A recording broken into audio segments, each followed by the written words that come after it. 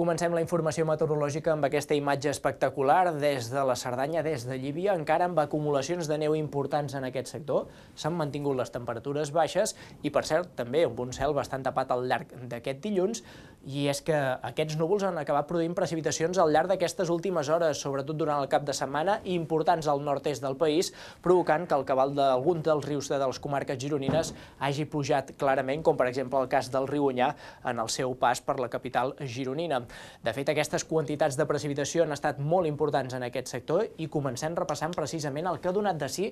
aquesta situació durant tot l'episodi, quantitats superiors als 100 litres per metre quadrat al nord-est, puntualment fregant-se els 200, per exemple, el cas de Cadaqués, i també superiors a aquests 100 litres per metre quadrat en alguns sectors de l'extrem sud del territori.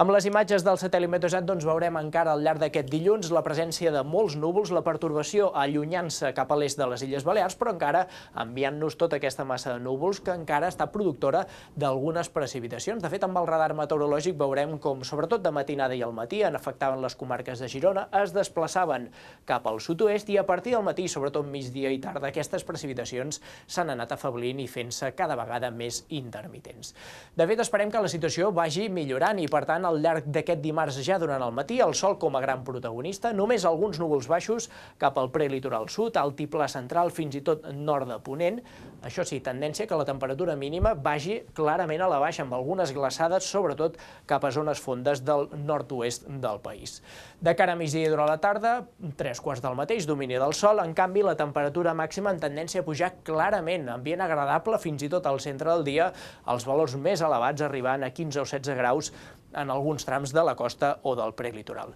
I, per cert, encara situació marítima alterada, sobretot a la Costa Brava, on puntualment de nou es podrien arribar a superar els 2,5 metres d'alçada.